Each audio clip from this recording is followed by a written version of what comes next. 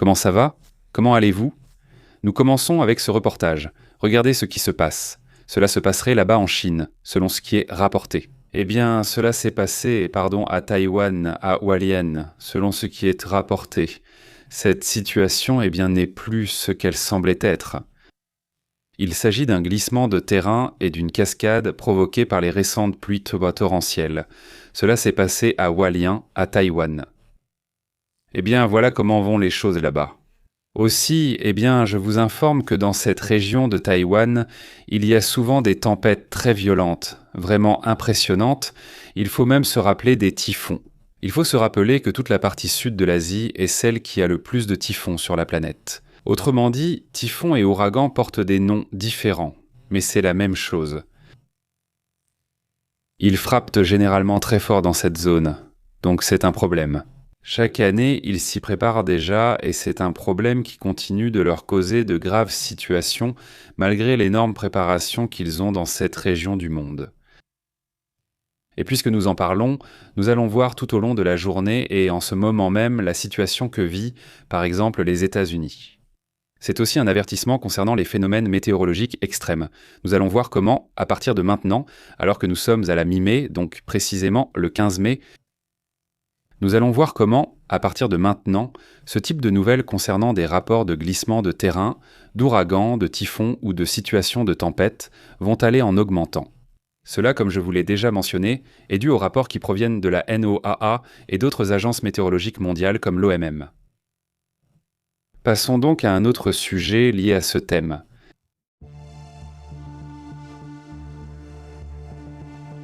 Regardez ce qui est en train de sortir en ce moment dans un rapport destiné aux États-Unis, spécifiquement pour 7 millions de personnes, dans lequel ils assurent que le climat ou ce qui arrive. Pour les prochains jours, dans différentes régions des États-Unis, on va voir des tempêtes pour lesquelles des alertes pourraient être émises. Pour 7 millions de personnes, de citoyens qui se trouvent là-bas. D'après ce que l'on sait, au moins jusqu'à maintenant, l'alerte a déjà été portée à 7 millions. La zone du couloir des ouragans ou des tornades aux États-Unis, du Texas jusqu'à l'Illinois. En gros, toute cette zone jusqu'au Grand Lac, disons, est en alerte en ce moment. Aujourd'hui, nous regardons comment ont été les nuages ces derniers temps, mais tout à l'heure, nous allons voir la prévision. C'est-à-dire comment on observe déjà la prévision et ce à quoi il faut s'attendre pour la zone afin que vous restiez attentif à ces informations. Et maintenant, passons aux détails. Si vous venez d'arriver, d'ailleurs, allez dans les commentaires. Un grand merci pour les pourboires que vous nous envoyez pour soutenir la chaîne. Vous pouvez aussi le faire en mettant un like, en partageant. Allez. Cela est vraiment très apprécié, n'est-ce pas? La participation de chacun est très appréciée. Plus de 7 millions de personnes sont en alerte. Cela est dû aux violents orages qui sont attendus et prévus dans le centre et le sud des États-Unis.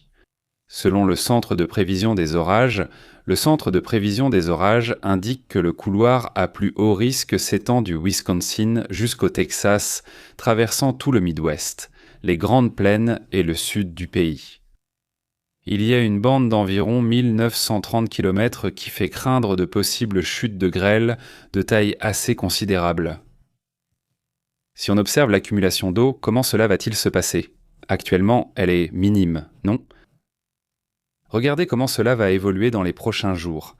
Cette accumulation d'eau dans toute la partie nord et dans tout le couloir. En gros, regardez tout le couloir. Pratiquement tout le Mexique depuis le nord-est jusqu'à Oaxaca est inclus.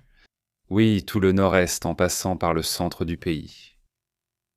Ils vont avoir des risques d'orage et de fortes pluies. Certaines régions du Mexique auront aussi de la grêle. La principale menace, c'est cela. La grêle, ce sont des grêlons qui pourraient atteindre jusqu'à 7,6 cm de diamètre, c'est-à-dire environ 3 pouces de taille selon le même endroit.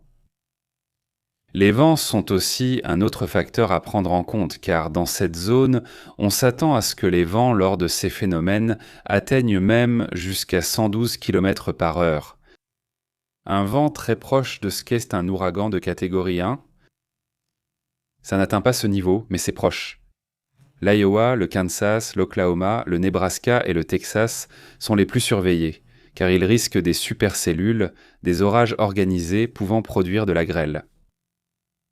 Des vents très forts, des tornades et les fameuses crues soudaines, ce sont des pluies torrentielles qui font tomber en une demi-heure ce qu'il pleut normalement en plusieurs mois, pour ainsi dire, non? Et il laisse tout tomber d'un coup, n'est-ce pas? Là, c'est Tlaloc ou le dieu de la pluie, ou je ne sais pas, celui que tu veux. Torrentiel, n'est-ce pas? C'est énorme, sinon c'est un énorme déluge, et évidemment, comme c'est une zone assez grande, comme il y a trop d'eau en peu de temps, la Terre n'a pas le temps d'absorber. Qu'est-ce qui se passe? Eh bien, le niveau de l'eau monte et il y a des inondations. De Moine jusqu'à Iowa, c'est indiqué comme le centre de risque qui atteint même le niveau 3, presque le niveau 4, mais pour l'instant, ils le maintiennent encore, pour la plupart, au niveau 3 de risque. Lundi prochain. Ces jours-ci, les probabilités vont augmenter, lundi par rapport à aujourd'hui, vendredi, n'est-ce pas? Le lundi est le jour le plus difficile, c'est le pire jour, disons, enfin, le lundi qui vient, pas celui-ci. Donc le lundi, eh bien, ce jour-là est compliqué, c'est le plus compliqué de tous. Le lundi serait le jour le plus délicat, selon ce que dit la NOAA, car le risque de tornade augmenterait surtout pour le Kansas et le nord de l'Oklahoma. C'est ce que la NOAA et The Weather Channel décrivent comme le moment le plus délicat, le plus critique de cette semaine. Le Service météorologique national avertit également qu'une situation d'orage violent reste active dans les plaines centrales, dans les plaines du sud, ainsi que dans le sud et le Haut-Midwest pendant ce week-end. Donc ce week-end a déjà commencé et nous allons observer comment le phénomène progresse, comment les choses évoluent. Nous allons analyser la situation orageuse pour voir leur évolution dans les prochains jours. Nous allons regarder sur la carte. Comment cela progresse? Aujourd'hui, c'est très calme. C'est encore vendredi, n'est-ce pas? Nous allons voir comment, petit à petit, ils avancent. Tout cela, c'est encore vendredi. Disons que, pas à pas, pendant que nous discutons. Les supercellules, affirme-t-il, seraient le point critique de ce temps violent qui s'annonce. Dans des régions comme le Nebraska, le Kansas, le Texas ou l'Oklahoma, la grosse grêle peut avoir des conséquences. Regardez comment cela commence à augmenter dès aujourd'hui. Aujourd'hui, dans l'après-midi, même pour le Mexique, c'est cet après-midi, à partir de 16h, ça commence à devenir intense et ça continue ainsi. Si tu vois un orage, prends la précaution de te mettre à l'abri sous un toit et de t'éloigner des zones à risque, surtout à cause du risque électrique. Regardez, c'est ce qui s'est passé hier, non? Hier, nous avons parlé d'un orage qui s'est produit en Inde. Je ne sais pas si c'était par excès de confiance ou par manque de précaution, peu importe la raison. Mais 96 personnes ont perdu la vie, et pas à cause de l'inondation ou du glissement de terrain. Regardez, là c'est encore une fois, ça c'est demain, après-midi. Donc les après-midi vont être compliqués. Regarde aussi l'après-midi de demain. Vous voyez? Bon, pendant que je continue à parler, en Inde, 96 personnes qui avaient une vie, qui avaient leurs espoirs, leurs rêves, tout ce que tu veux. Et soudain, un jour comme avant-hier, parce que ça s'est passé pour nous un mercredi. Hier jeudi, je l'ai signalé, mais c'est mercredi qu'une tempête a coûté la vie à 96 personnes en une seule journée. Ce sont 96 personnes qui, ne sont plus là avec nous. Et toi, tu te demandes, mais comment est-ce possible? Non, comment est-ce possible? Oui, c'est étrange. Foudre. Comment 96 personnes peuvent-elles mourir? Rien que ça, c'est pour dimanche. Vous avez vu comment cela a augmenté et comment les orages grandissent que par moments. Tout cela se produit principalement dans l'après-midi. D'après ce que je vois, aussi bien aujourd'hui, samedi, que dimanche. C'est ça. S'il y en a, par exemple, il fait déjà nuit et ça commence à diminuer. Eh bien, au final, la chaleur c'était le carburant de ces orages, au final, c'est la chaleur intense. Et pour les tornades, il faut une combinaison un peu plus intense. De froid, de chaleur, mais pour les orages électriques, les pluies, etc. Au final, la chaleur excessive apporte toujours plus d'orages. Regardez lundi, ça augmente beaucoup. Oui, c'est bien lundi, d'où l'intensité annoncée. On fait une pause ici. Permettez-moi, on fait une pause, voilà. C'est fou ça. Regardez la ligne d'orage qui va depuis, tu dirais d'où? Eh bien, Oaxaca, pratiquement Acapulco, Guerrero, Oaxaca, Mexico. En passant par Monterrey. Regarde, on va se retrouver dans la même tempête. Regarde Ciudad Victoria, Tamaulipas. Ça va jusqu'à, on va dire, presque le Canada. Non, bon. Déjà le Canada. Ici, ce serait le Canada. C'est déjà à la frontière du Canada. Déjà dans les... On va y aller. Et Vers la ligne de frontière entre les États-Unis et le Canada. Impressionnant. L'orage. Ce sont des orages électriques, toute cette ligne. Faites attention aussi à Cuba, au fait. Bon, voilà où en sont les choses sur ce sujet.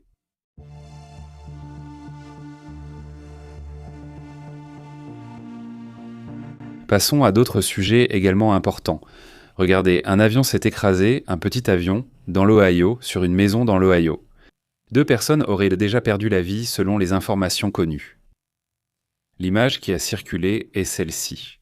C'est une maison là-bas au fond, comme dans la cour. L'avion s'écrase, c'est un Piper PA-28 qui s'est écrasé contre une maison à Akron, dans l'Ohio. Cela a déclenché un incendie mobilisant les secours. L'incident s'est produit après 16 heures hier, selon ce qu'indique le service local des pompiers. Les occupants de l'appareil ont été retrouvés sans vie, tandis que les habitants de la maison sont sortis indemnes. Heureusement, il ne leur est rien arrivé. Mais... Ces personnes ont vécu quelque chose de difficile, évidemment. Les voisins prennent quelques photos là-bas. De la maison, pas de la cour, la maison telle qu'elle laisse rester. Eh bien, ils s'en sont sortis sans problème. Malheureusement, ceux qui étaient dans l'avion ont perdu la vie dans ce petit avion, disons. Nous autorisons les voisins à rentrer chez eux, mais l'accès direct à la zone de l'accident reste limité. C'est ce que disaient les médias américains avant même que le sujet ne soit abordé, parce que la police doit enquêter et vérifier s'il n'y a pas d'autres risques. Donc c'est pour cela que la zone a été sécurisée. Enfin, c'est ce qui est dit.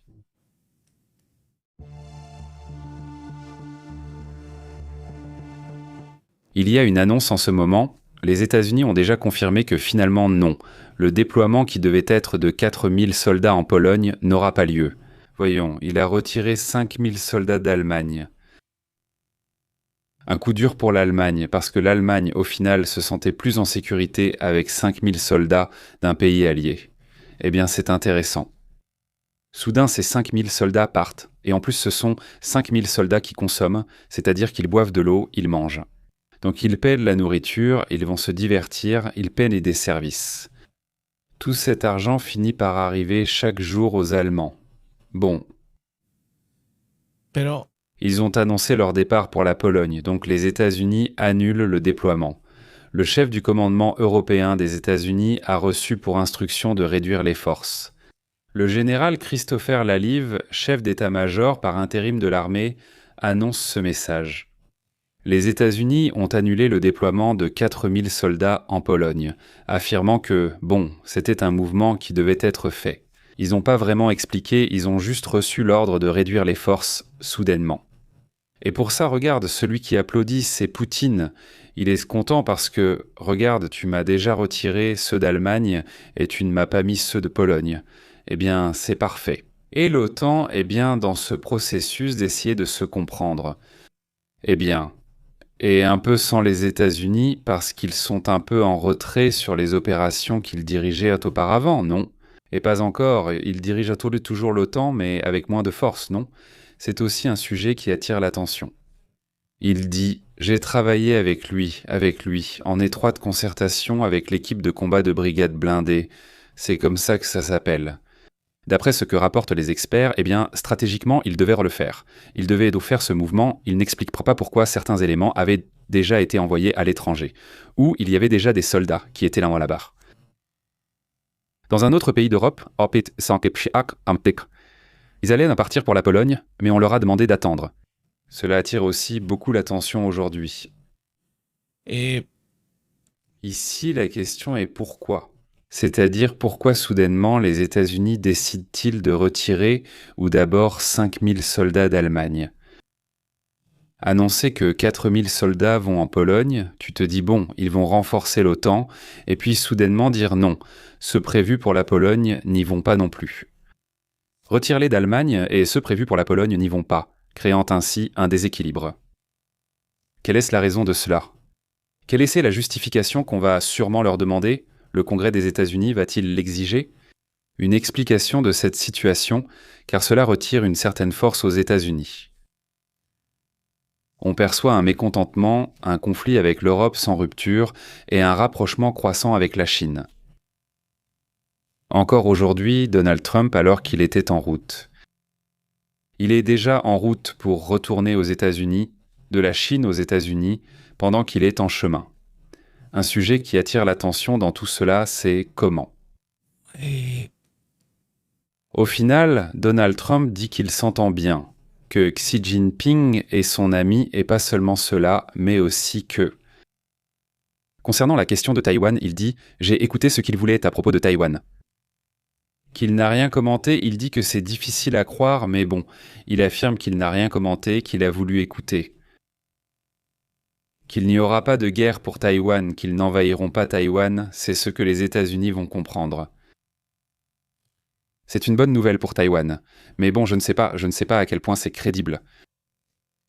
Cela laisse entendre que les États-Unis ne veulent pas de l'indépendance totale de Taïwan, mais qu'ils ne veulent pas non plus que la Chine contrôle Taïwan, c'est juste qu'ils veulent que la situation reste la même. Ni indépendance, mais pas non plus la prise totale de Taïwan. Il semblait que c'était le point d'accord avec la Chine et que cela allait apporter une grande opportunité d'affaires entre la Chine et les États-Unis. Cela aussi, reste à voir. Non.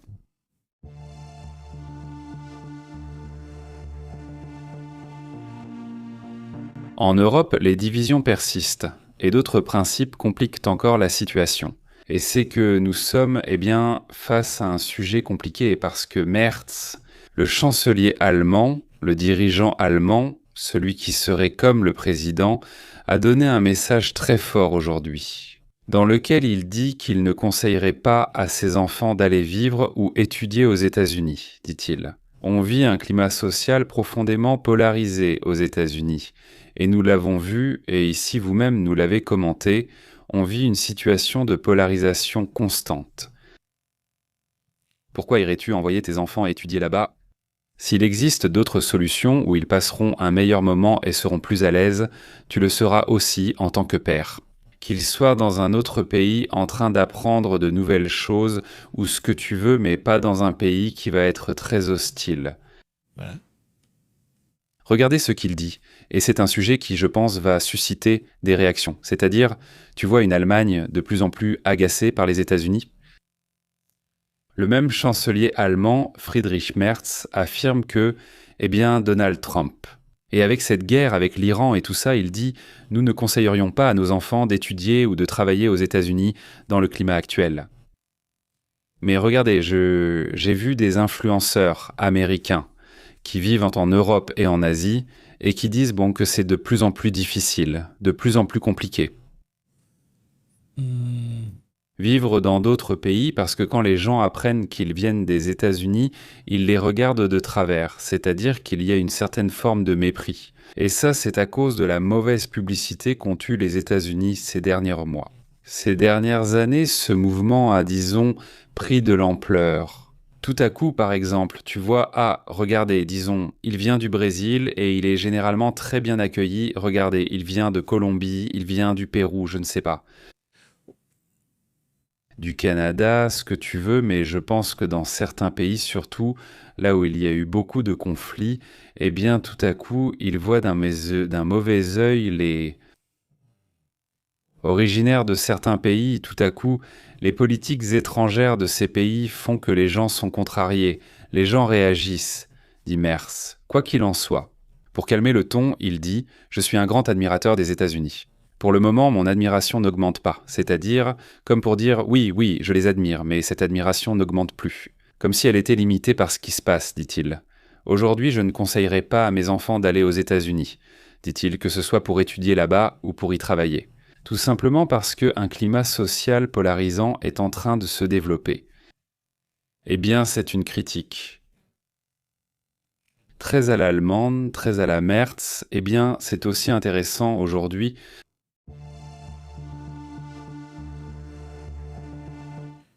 Regardez ce qui se passe aussi, ça c'est là-bas, comment ça s'appelle ? En Venezuela, où l'on rapporte qu'il y a eu un incendie qui, a suscité beaucoup de spéculations. Cet incendie affecte une usine de gaz exploitée par PDVSA le long du lac Maracaibo. Là, au moins 12 personnes, dont 2 travailleurs, ont été blessées. D'abord, il y a eu une explosion selon ce qu'ils disent, puis l'incendie a suivi. Évidemment non. D'après les rapports, il y a eu une évacuation très rapide et une mobilisation immédiate des équipes de secours. L'explosion touche cette usine de gaz. Elle s'appelle la Marga, ou la Ambassi, la Ambarga s'appelle. C'est la commune de Lagunilas, sur le lac de Maracaibo, dans l'ouest du Venezuela, d'après ce que l'on sait. Eh bien, c'est une partie de ce qui se passe, et nous revenons aux commentaires que nous avons faits ici plusieurs fois, et que je pense que vous vous en souviendrez. C'est-à-dire, que se passe-t-il avec les raffineries, les usines et tout ce bazar? Que se passe-t-il avec ça?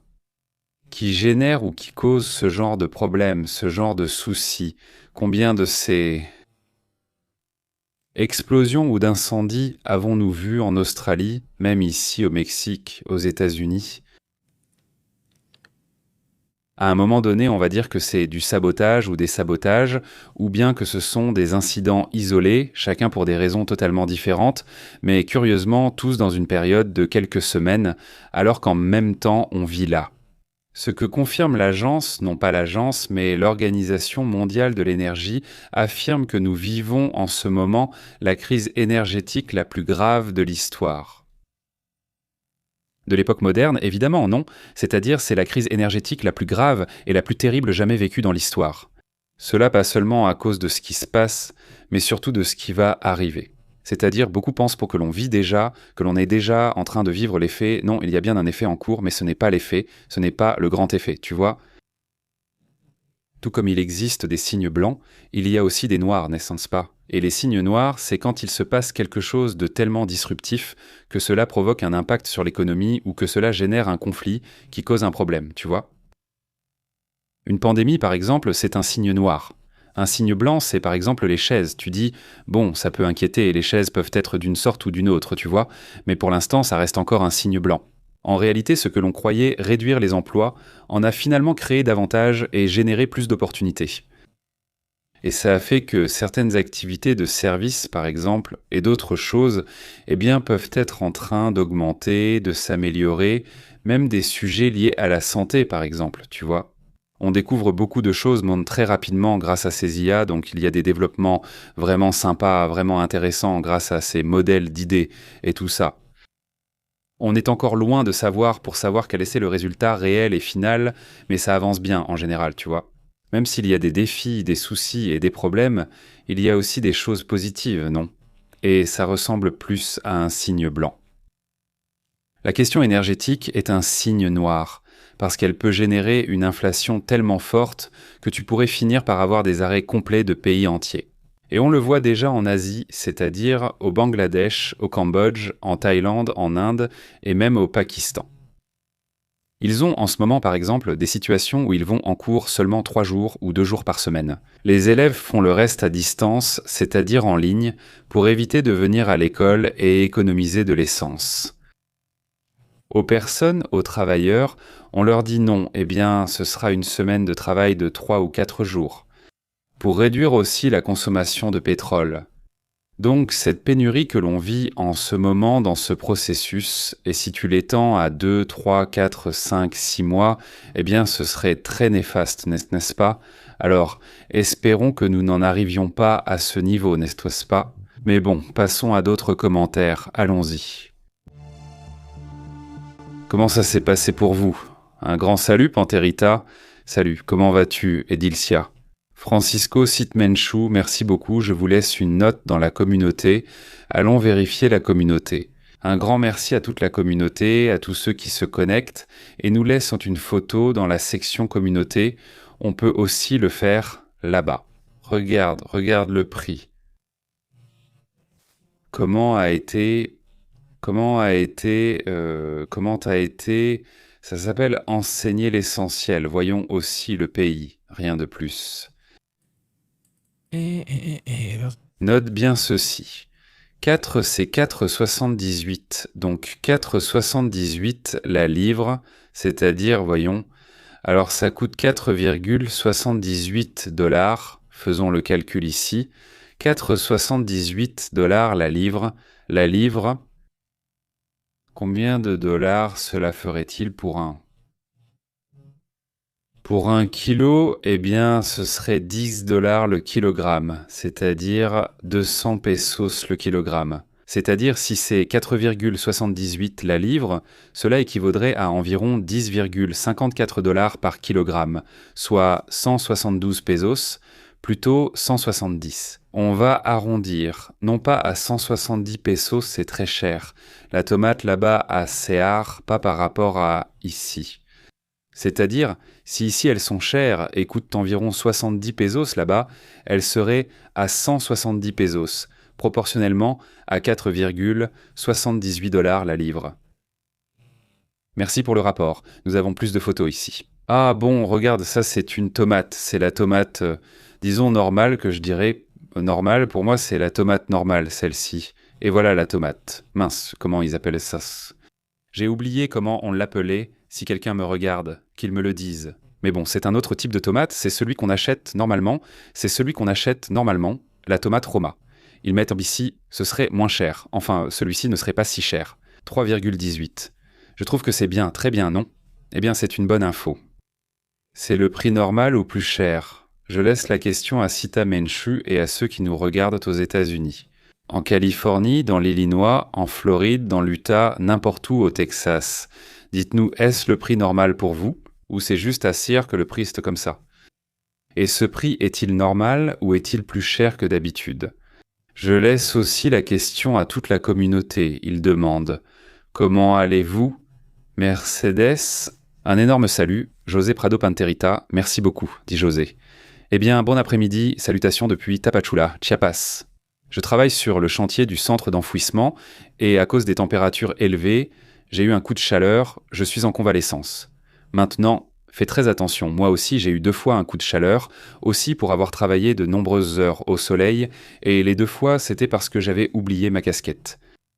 Une casquette fait la différence. De rester hydraté et avoir une casquette, c'est une énorme différence. Eh bien, sur ces sujets, vraiment, il faut faire attention, donc oui, prenez soin de vous quoi qu'il arrive.